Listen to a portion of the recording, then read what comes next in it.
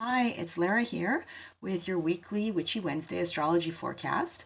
This one's for the week of November 6th to 12th, 2019. Welcome. Thanks for being here.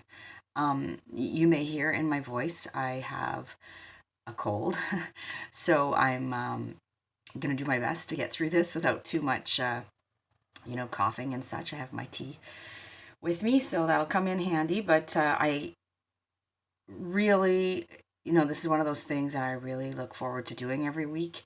And so, unless I'm really down and out, I'm going to do it for you.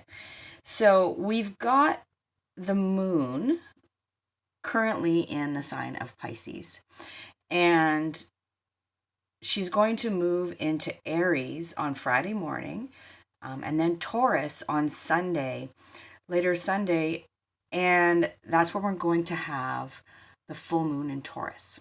So that's mostly what this forecast is going to be about, but there's a lot of other pieces of the puzzle that connect with that. So then after the full moon on Tuesday, early next Wednesday morning, the moon will move on into Gemini.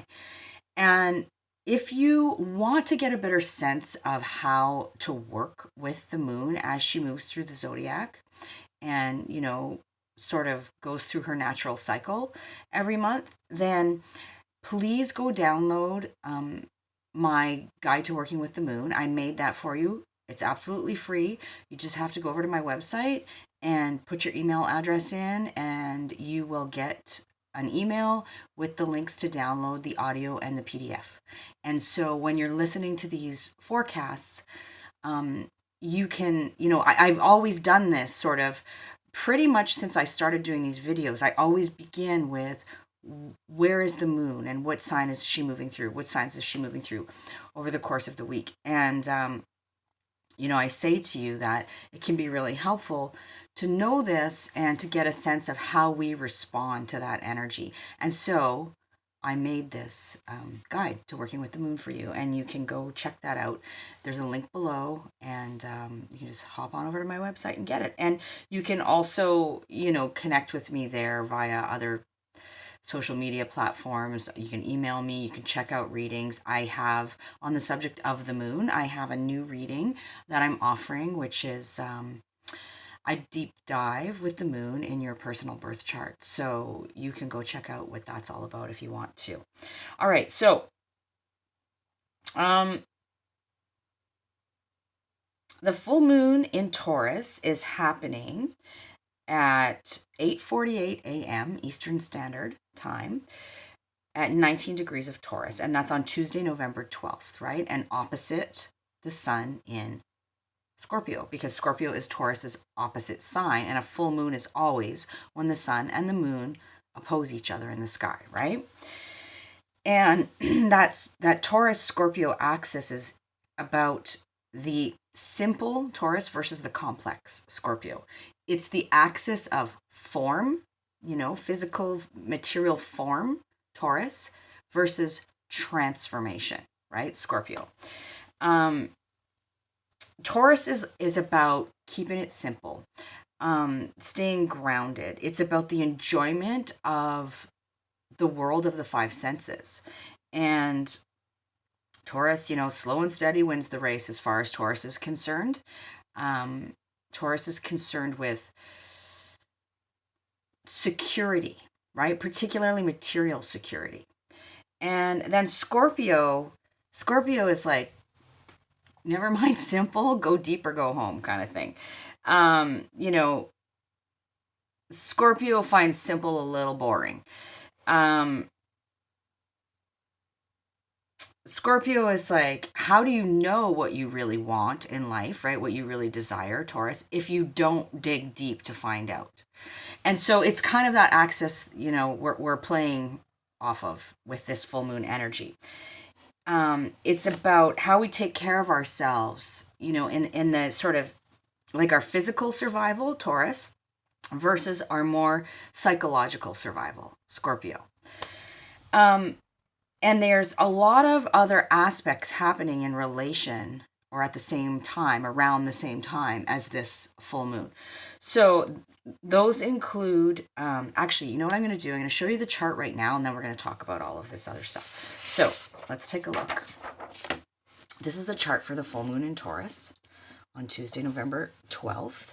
And here we have the moon in Taurus at 19 degrees.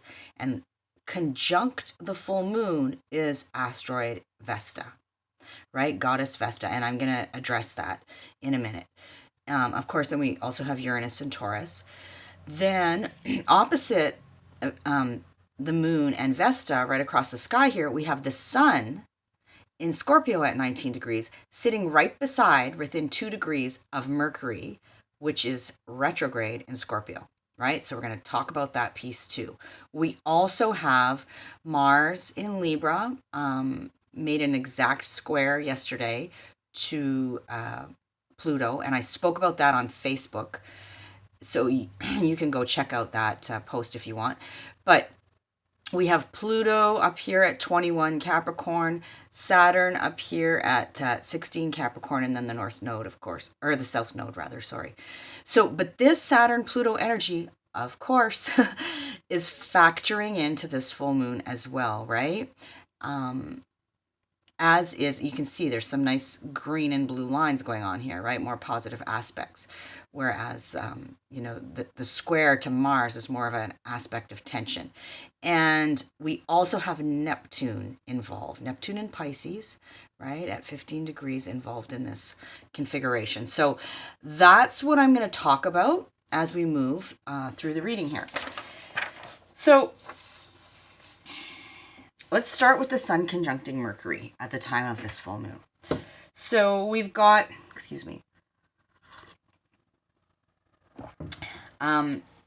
sun conjunct Mercury. Mercury's at 17 degrees and the sun is at 19 degrees. So they're very close together, within 2 degrees. And that energy is opposing the moon, right? The full moon in Taurus. So what does this mean? Well, in short, it can mean there can be some communication glitches that happen, especially because Mercury is retrograde. Potentially even some glitches around commerce, around travel, around messages exchanged, right? That communication piece. But we are gifted with the capacity to work through that at the time of this full moon. It also, and I'm going to talk about why shortly here, but Mercury is about how we think, right? The moon is about our feelings, how we feel, our emotions. And so those two things, because they're opposing each other in the sky, may feel at odds a little bit at the time of this full moon, right? And so how we think and how we feel, there may be a bit of a struggle going on there to balance those two things, to see both sides, to weigh one against the other. Excuse me, my hair is going wonky here. Ultimately, when we have an opposition, what we want to try to do is balance or blend those energies, right? Balance those two energies. So the mind, Mercury, the moon, emotions, feelings. So what's next? The moon is exactly conjuncting Goddess Vesta, which I showed you on the chart, at 19 degrees of Taurus. And so Goddess Vesta is the goddess of the hearth. She is all about keeping, the sacred fires burning, that sacred flame, charged with keeping the home fires burning, right, if you will. And in the mythology, the Vestal Virgins were in charge of really the fate of Rome. Lied in their hands. And the reason I say that is because they were specially selected and charged with keeping the sacred flame burning in the temple. And if that flame went out, there was hell to pay for them, but also, for Rome in general. That was the idea. And so really the safety and the fate, of Rome was in the hands of the Vestal Virgins. And they had a very sacred duty that they had to be devoted to. And because of that, they did not need to be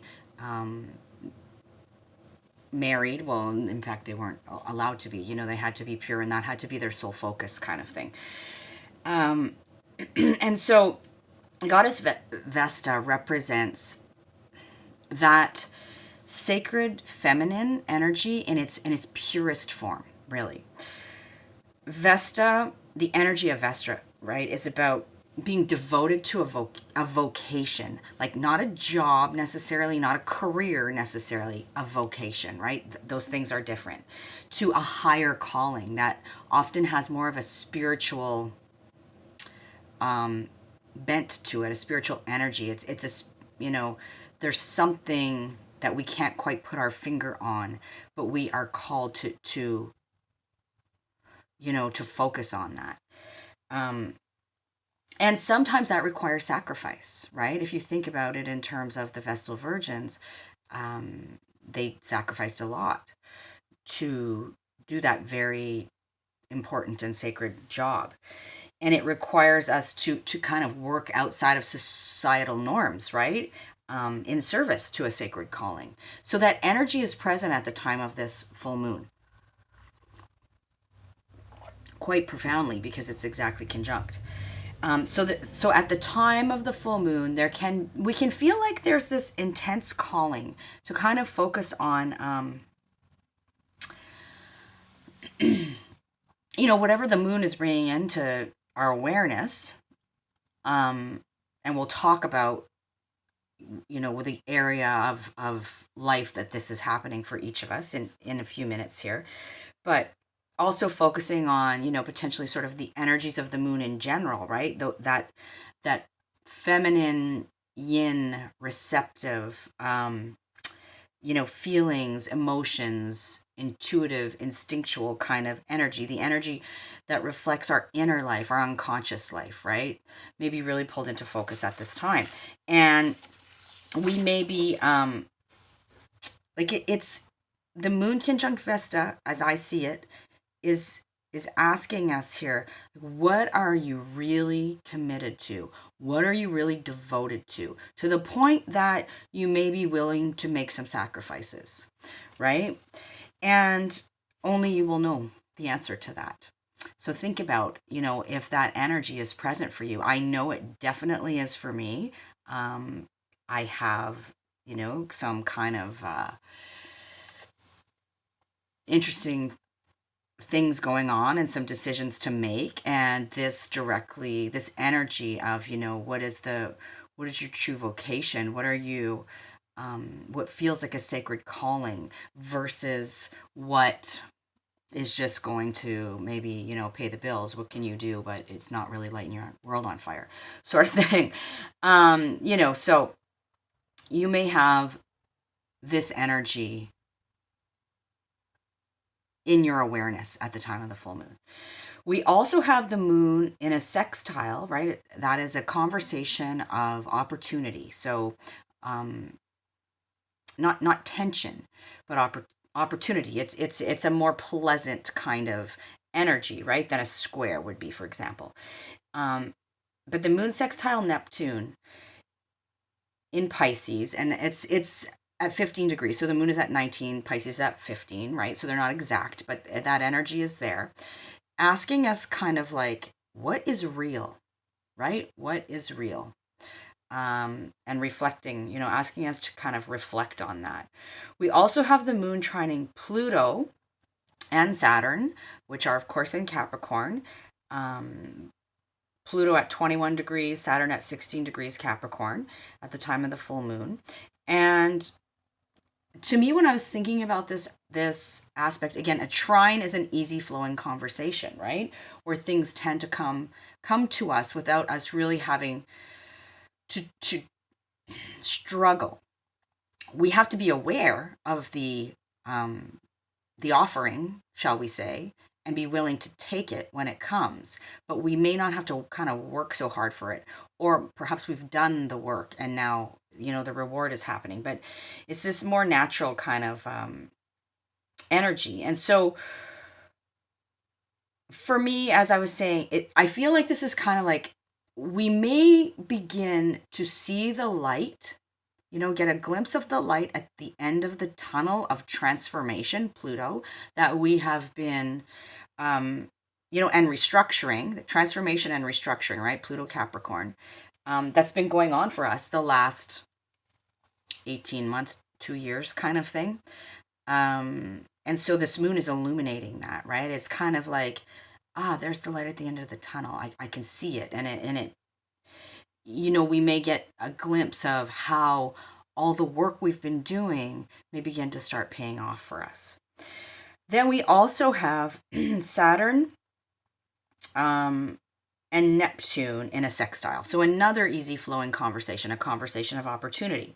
Saturn's at 16 degrees, Neptune's at 15 degrees. That's pretty close. Saturn, about sort of real reality kind of thing, concrete reality, structures, doing the work, the hard lessons, all of that. And Neptune, our dreams, our fantasies, this kind of thing, this kind of energy. So this is some help potentially with turning our dreams into concrete reality, this aspect. So again, that may play into this, I'm beginning to see the light at the end of the tunnel here. So as weird as it kind of sounds, it's almost like that Saturn-Pluto conjunction, it's looming conjunction because they're getting closer and closer together, is kind of like a bright spot for us, in a sense, around the time of this full moon, because it's like, that purging of the toxins, right, to clean things out, so that, we've been in that process, that dismantling, that restructuring, that transformational process, right, on a collective level and on an individual level, at least in some place in our lives. And so it's like this is, we're getting some payoff now. We're beginning to see how the slog that we've all been going through may, and of course it depends on, what side of the coin have you been operating from here, right? Operating with true intentions and integrity and authentic power and all those things you hear me talk about. Ultimately, that's when you're going to really see this as a more positive, I guess, for lack of a better word, thing playing out. And it reminded me when I was thinking about this, we've been watching Outlander lately, my husband and I. Why I've never watched this series before, I don't know. It's pretty intense, but it's kind of up my alley as well. And so there was this scene in a recent episode where there was a patient in the charity hospital that had, I'll just give you the short version. There was a small wound, looked to be everything was fine on the surface, but the real problem was underneath. So there was like an infection underneath that hadn't surfaced. It was brewing underneath, right? All the gunk and the pus and all the gross stuff. And so they had to lance it and remove all of those toxins. This is like the process of what's been going on. And when that's happens, when we get that all out of there, then the wound really does begin to heal, right? And so this whole Pluto, Saturn energy, we're in the thick of Scorpio, all of this is kind of like, that's the analogy it brought to mind for me. So we're beginning to see, here's where the root cause of the problem is, and all of those kind of, the nasties are beginning to clear out. And the healing processes, again, we're beginning to see that light at the end of the tunnel a little bit.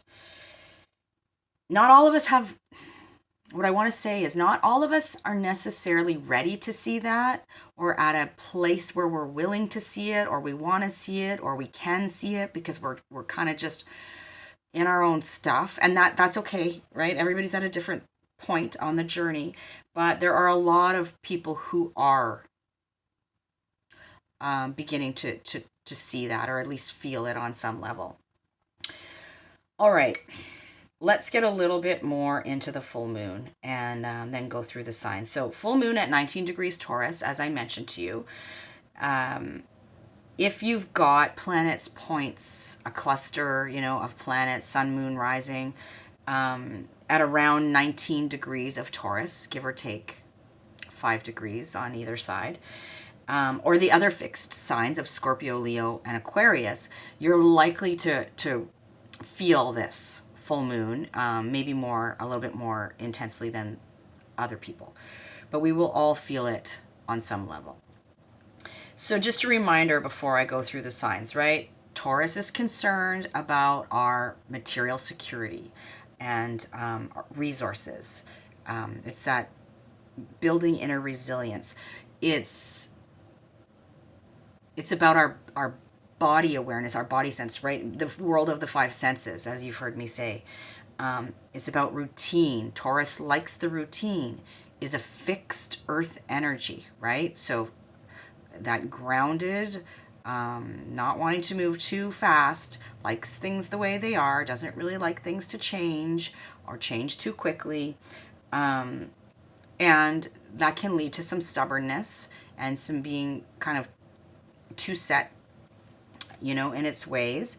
The shadow side of Taurus, think of the symbol of the bull, which is normally quite, sort of docile, but when provoked can be the bull in the china shop, or, like a bull seeing red kind of thing, right? So that's sort of the shadow energy. Ultimately, though, the energy is really about establishing a secure, comfortable place from which to enjoy the material world. And ultimately, this is done through focusing on what we value, right? And recognizing and owning our worth. So, and then a full moon, right? That's the Taurus piece. Full moons are always a time when things come to fruition. They reach a climax, a tipping point, a conclusion, closure. Things can be illuminated. Things that were in the darkness, kind of thing, can be illuminated, right? It can be a time of sort of reaping what we've sown, right? We've set our intentions. If you're working with the cycles of the moon, you may set your intentions at the time of the new moon, and then you're doing the work towards those intentions. And the full moon can be a time when we see, we start to see the rewards of the work and of the intentions that we've set. Also, it can be, the full moon in a particular sign can reflect what began back at the previous new moon in that sign. So that can also be like the bigger cycle at play here. And so with all of this in mind, these themes may pull focus for us, and particularly in the area of our chart that the full moon is happening in for each of us. So let's get into that now. After I take one more sip of tea. Okay, so we're going to begin with Taurus because that's how I do it. I know lots of astrologers always begin with Aries and work their way through Pisces, but I prefer to start with the first house, right? So whatever event I'm talking about, I begin with the sign whose first house it's happening in, and I work my way through the houses rather than through the signs. So Taurus, before I begin, please remember that when we're talking about a general forecast such as these, it really helps to know your rising sign. And for that, you need a fairly accurate birth time. Because when I'm speaking to the houses, this will be more kind of obvious or accurate, right? But also the energy of your sun sign. So listen for your sun sign and your moon sign as well, right? Your moon sign, for a lot of us, we really connect with our moon signs because that's sort of the inner life. And so you can listen for your moon sign as well. All right, so Taurus, let's begin with you. The full moon, this is your full moon, Taurus. So something is coming full circle, shall we say, for you, Taurus. Something is being illuminated. There's a culmination, or reaping the rewards. Some kind of a tipping point, some kind of perhaps a fever pitch or a crisis point. A crisis doesn't always, we always take crisis to mean something bad. That it doesn't have to be that. I mean, it can be, and sort of that depends on how how things have been playing out for us, the choices we've been making, our level of consciousness, various other things. Life's not all good all the time, as I'm sure we all know. But ultimately, there is some kind of culminating point happening at the time of this full moon, something being illuminated. And that has to do with you, Taurus, with yourself, right? The first house, which speaks to your, oops, the ephemeris that I have sticking up on the wall here just fell down. Anyway, it speaks to your physical body, your physical vitality, your will, how you come across. So the impression that you make, right? What you are seen as and who you are seen as out in the world, and what you project out into the world. So these themes are what are pulling focus for you at the time of this full moon. And something is being lit up there. And so, and keep in mind those pieces that I spoke about with Vesta and the notion of, devotion and sacred service and higher calling playing a role here, as well as that Mercury conjunct the Sun opposite the sky piece, right? And just, I feel like this is one of those times, I always say this, please listen to the intro because it will give you the full picture, but really, really, please listen to the intro in this case, because I don't have time to repeat all of that for every single sign. So Taurus, that is for you. I wish you all the blessings of this full moon, and please, if you happen to be a Taurus or somebody with strong Taurus energy in your chart, I'd love to know how this plays out for you. So leave me a comment. Okay.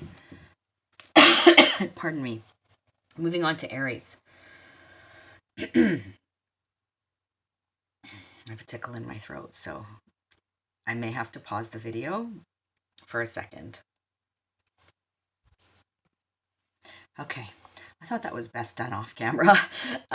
Okay, so we're talking to Aries right now, where we've got this full moon in Taurus happening for you, Aries, in your second house. So the second house is home for Taurus. And it has to do with our personal resources. So that can have to do with our sort of like our material possessions. It has to do with the world of the five senses. It has to do with, what I mean by that is obviously like anything we can experience through our five senses.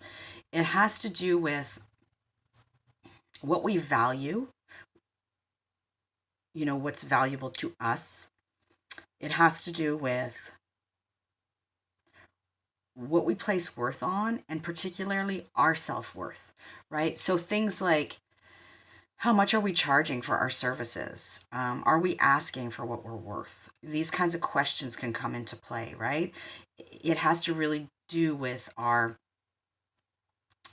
making a secure, stable place in the world for ourselves.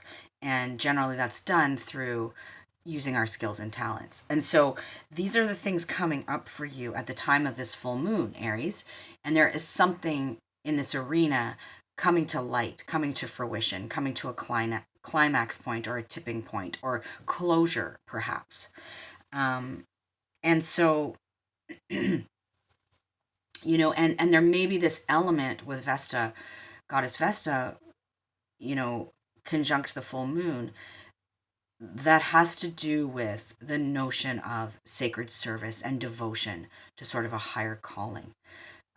So please listen to the introduction for all of the pieces of the puzzle. But that's for you, Aries.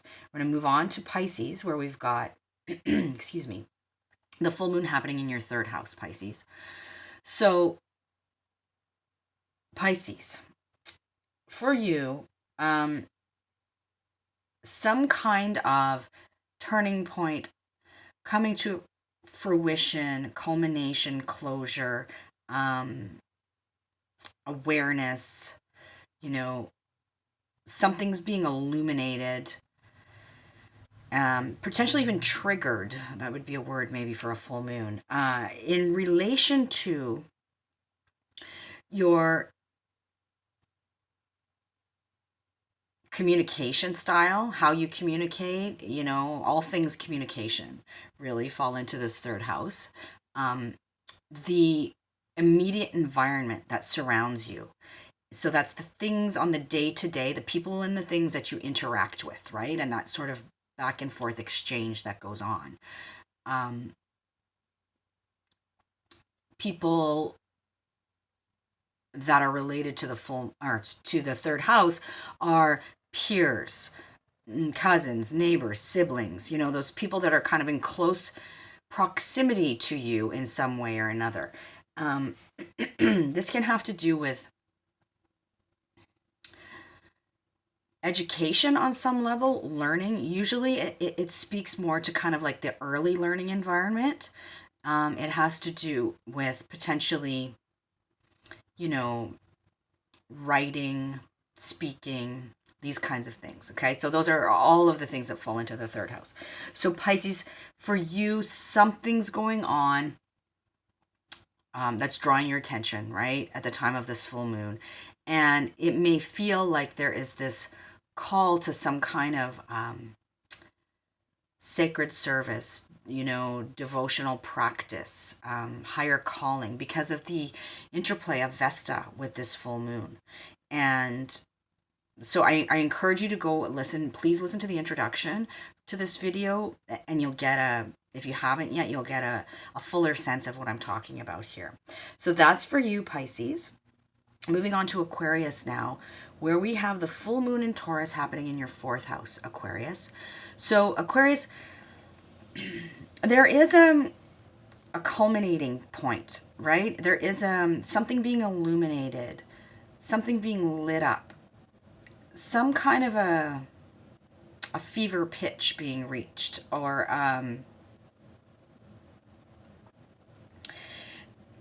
perhaps some closure being gained, a completion of some sort happening in relation to your home, like your place of living. It could be your actual place of living. This sometimes involves like real estate, but anything around your you know, what you consider your home environment, your family of origin, the people in your tribe, so the people who feel like close family, you know, that maybe have like a nurturing kind of energy to them, that it's generally associated with, you know, the mother or mother figures, your ancestry, what you inherit from the past, and your emotional security, because our emotional security is tied to all of those things, right? The moon is at home in the fourth house. So she feels at home in this energy. And so Aquarius, that's the area of life that the full moon is lighting up for you.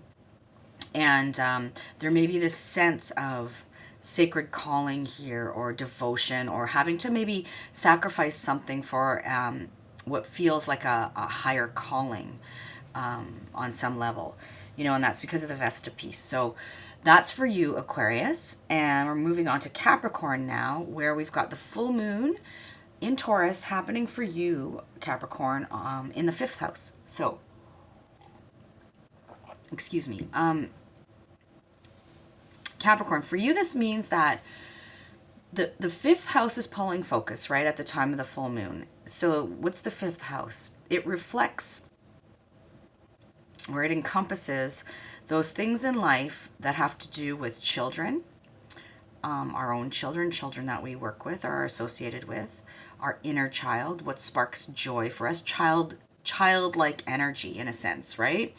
Romance, our hobbies and interests, and our creative self-expression. These kinds of things fall into the fifth house. And so that's where the full moon is shining a light for you. And there is something reaching a culmination point, an ending, some closure, illumination, right? It's like something maybe that was in the dark is being lit up now for you to become more aware of. Maybe some hard work you've done is paying off at this time, in relation to this fifth house, right? And it can feel like a real sense of what you're deeply devoted to because of the energy of Vesta that is so closely connected to this full moon. So please do listen to the introduction, Capricorn, for a fuller picture, all right?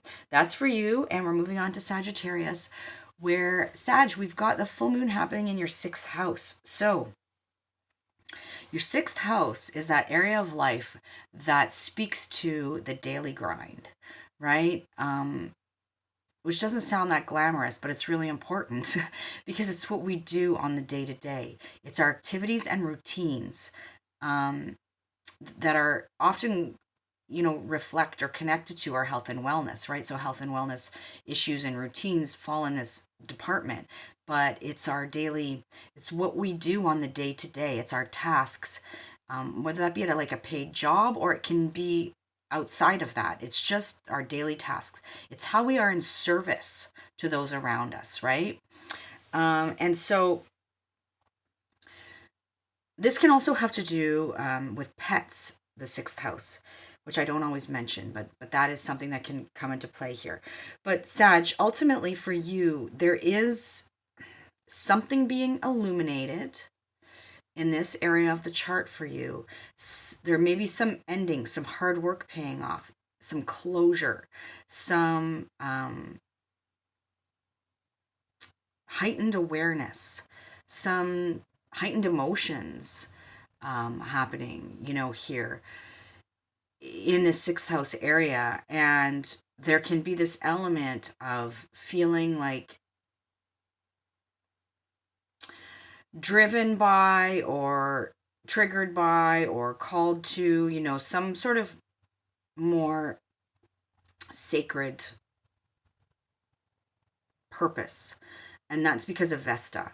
That is closely connected to the full moon. So Sagittarius, that's for you. Please do listen to the intro for all the pieces. It will make more sense to you rather than just jumping ahead to listen to your sign.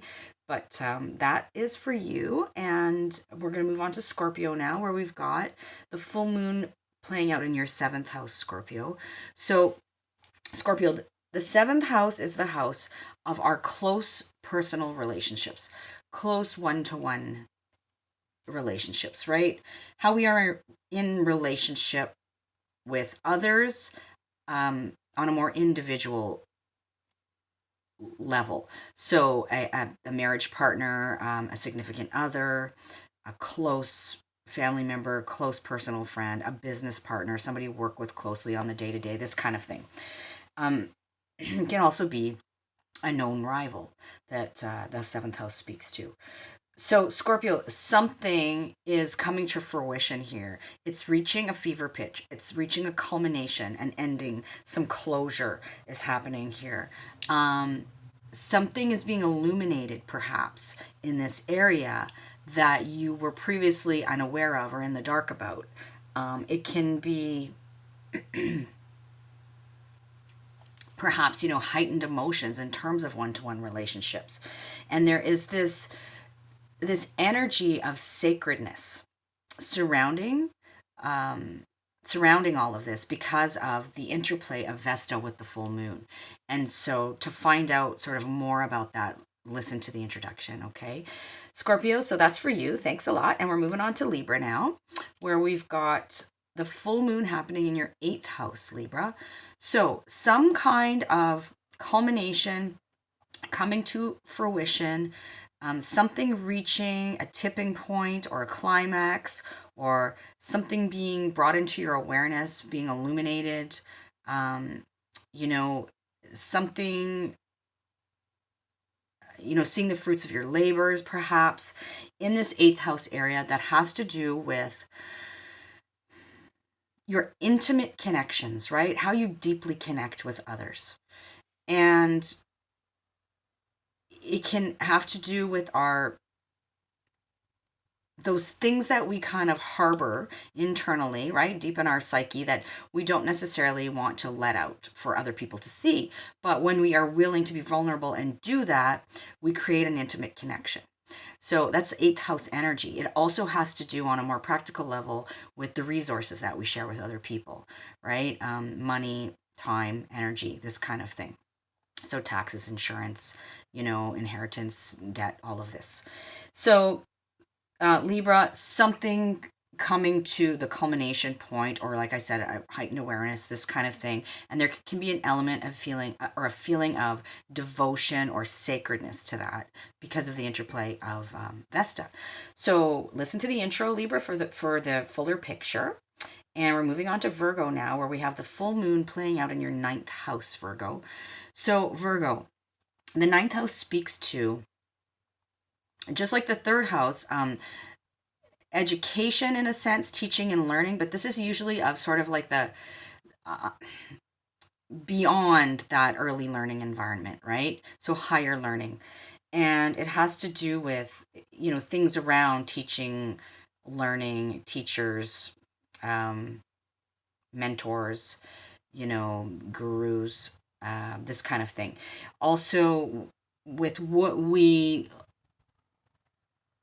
learn from people and cultures that are different from us. It has to do with our philosophies and our belief systems, and long distance travel falls into this 9th house as well. So there is something coming to fruition here, to a culminating point, something being lit up for you, something that may have a sense of feeling like it's a sacred calling because of the interplay of Vesta with this full moon. And so I'd be so curious to know, Virgo. For me, like, I'm a Virgo rising. I know what's going on here in my own chart. I'm interested to see what the full moon brings up. So I'd be curious to know if you'd be willing to share what's happening for you. Then we've got Leo next. So Leo, the full moon playing out in your 10th house of your career, your public reputation, your connection to authority, in relation to authority, the legacy you wish to leave, right? Usually on a more public level. And so, Leo, something is coming to fruition here. Something's reaching a fever pitch, a culminating point, something being lit up, illuminated, drawn into your awareness. You may see the fruits of your labor, this kind of thing.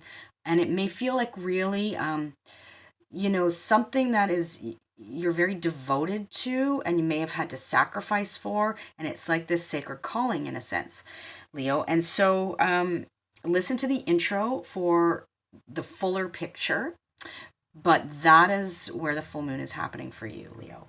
Moving on to Cancer now, where we've got the full moon happening in your 11th house, Cancer. So full moon, right? An ending, a conclusion, a culmination point, an illumination, something brought into your awareness, something reaching closure, or sort of a heightened awareness, heightened emotions.